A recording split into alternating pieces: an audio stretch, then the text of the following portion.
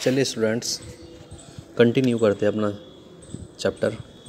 आज हम पढ़ने वाले हैं commonly used fuel. LPG and methane are used as domestic fuel as they do not lead to any pollution. LPG liquefied petroleum gas और methane को हम सामान्य रूप से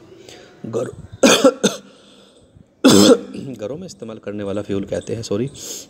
दे do not lead to any pollution, क्योंकि वे किसी प्रकार का कोई पोल्यूशन नहीं करते। जो एलपीजी है जो हम घरों में इस्तेमाल करते हैं, क्या उससे कोई पोल्यूशन होता है? नहीं होता। तो अब diesel and petroleum are use to run automobiles, यानी कि डीजल का और पेट्रोल का इस्तेमाल हम ऑटोमोबाइल्स यानी कि अपने वाहन चलाने में करते हैं। जैसे मोटरसाइकिल हो गई, आपकी कार हो गई, ट्रक हो गए, बस हो गए, उन सब को चलाने में हम डीजल और पेट्रोल का इस्तेमाल करते हैं। Their availability is very limited, यानी कि इनकी जो अवेलेबिलिटी है, यानी कि इनके पाए जाने की जो कह सकते हैं परसेंटेज है, वो बहुत ही कम है, यानी लिमिटेड है।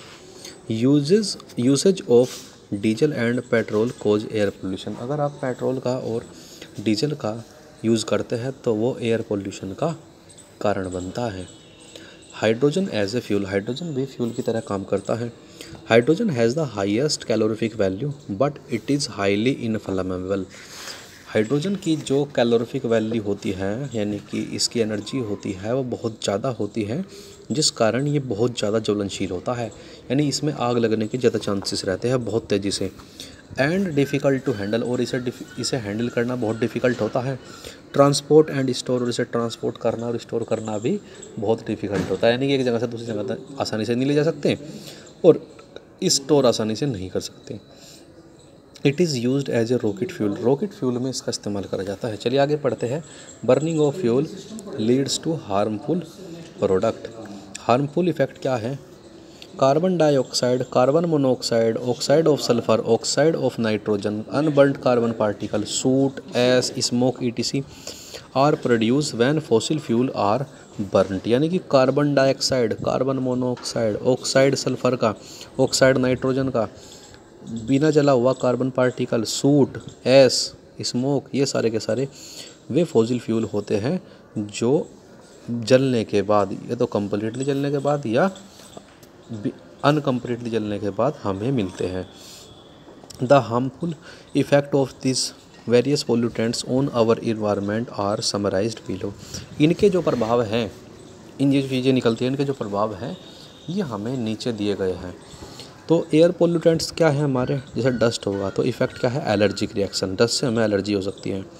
स्मोक है, रेस्पिरेटरी प्रॉब्लम हो सकती है।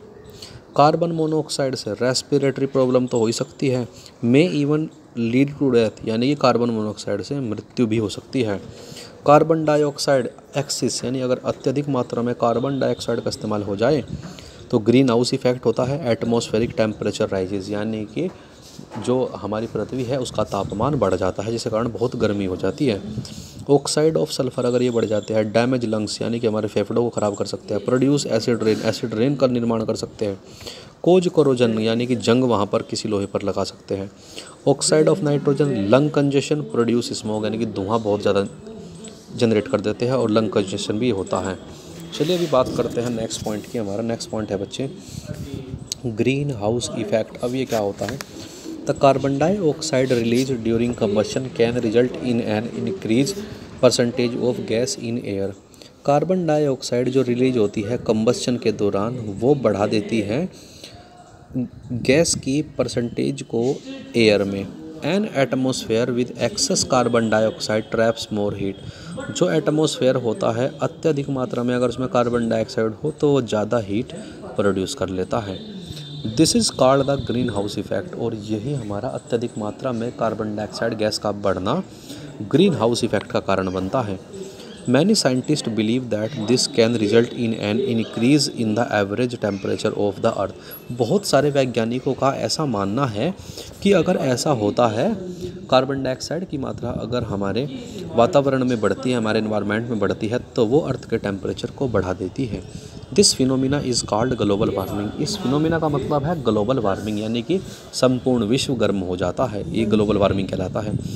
Global warming can lead to the melting of polar ice causing flooding low lying coastal lands and also cause climate changes, यानी कि ग्लोबल वार्मिंग के द्वारा ही जो हमारा क्या है, जो हमारे ग्लेशियर वगैरह है वो पिघलने शुरू हो जाते हैं और जिनके कारण बहुत सारा पानी आना शुरू हो जाता है और उसी चीज़ के कारण कोस्टल लैंड्स में क्या हो जाता है बच्चों, बहुत सारे चेंजेस आती है जिसके कारण क्या होता है, फ्लड यानी कि बाढ़ आने की संभावना बढ़ जाती है।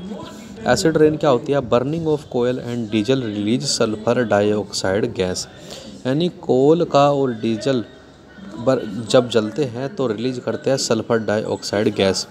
It is an extremely suffocating and corrosive gas, यानी कि यह बहुत ज़्यादा सफोकेटिंग होती है और कोरोसिव गैस होती है। Moreover petrol engine gives off gaseous oxide of nitrogen, petrol engine जो होते हैं वो गैसियस ऑक्साइड देते हैं नाइट्रोजन के। Oxides of sulphur and nitrogen dissolve in rain water and forms acid, यानी कि जो ऑक्साइड होते हैं सल्फर के और नाइट्रोजन के वो डिज़ोल्व होते हैं रेन वाटर में और फॉर्म कर लेते हैं एसिड को।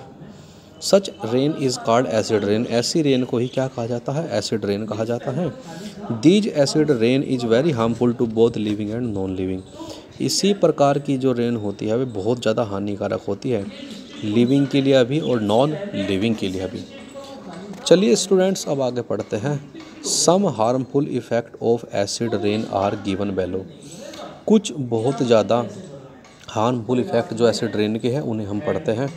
Acid rain promote corrosion of metallic structure, acid rain जो होती है वो प्रमोट करती है मेटेलिक स्ट्रक्चर पर कोरोजन लाने की, जैसे कि कहीं पर लोहा है तो लोहे पर क्या लग जाता है स्टूडेंट्स, जंग लग जाता है, वो एसिड रेन का ही कारण होता है।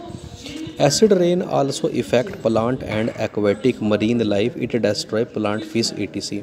एसिड रेन के कारण ही बहुत सारे प्रजातियाँ क्या हो जाती है, प्रभावित होती है, इसमें प्लांट भी प्रभावित होते हैं। एक्वेटिक लाइफ का मतलब है जलीय जीवन, यानी कि मरीन, ये यानी कि जलीय जीवन भी प्रभावित होता है, यानी कि यह बहुत सारे प्लांट को यानी कि पौधों को, फिश यानी मछलियों को भी डिस्ट्रॉय मार देता है। Acid rain leads to loss of soil fertility, अगर कहीं पर एसिड रेन हो जाती है तो वो भूमि की उपजाऊ क्षमता को भी ख़त्म कर देता है, यानी कि भूमि जो है अब जो आपके पास में जो ज़मीन थी वो सही प्रकार से क्या नहीं कर पाने की, उसमें सही प्रकार से फर्टिलिटी नहीं होगी, उसकी उपजाऊ क्षमता कम हो जाएगी। Acid rain is highly acidic and corrosive, acid rain जो होती है वो बहुत ज़्यादा एसिडिक और कोरोसिव होती है।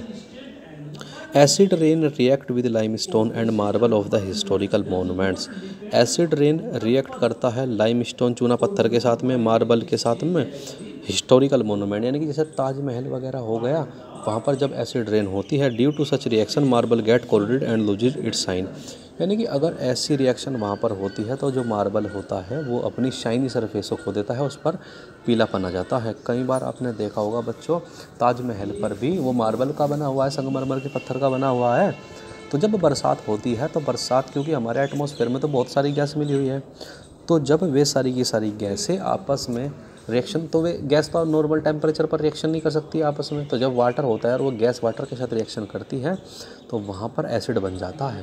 वो जब वो एसिड जाकर जो है उन मोनूमेंट्स पर जाकर टकराएगा तो बच्चों एसिड रेन तो पहले ही हो चुकी, तो जब वो मोनूमेंट्स पर जाकर टकराएगा जो संगमरमर के पत्थर का बना हुआ है तो वो उसकी शाइनी सरफेस की जो चमक है उसे ख़त्म कर देगा। तो ये बहुत सारे आपको डिसएडवांटेज पढ़ा दिए गए हैं बच्चों एसिड रेन के। चलिए स्टूडेंट्स, इसी टॉपिक के साथ आपका ये चैप्टर जो है वो कंप्लीट हो जाता है, बाकी हम नेक्स्ट वीडियो में अपने क्वेश्चन आंसर डिस्कस करेंगे। Thank you students.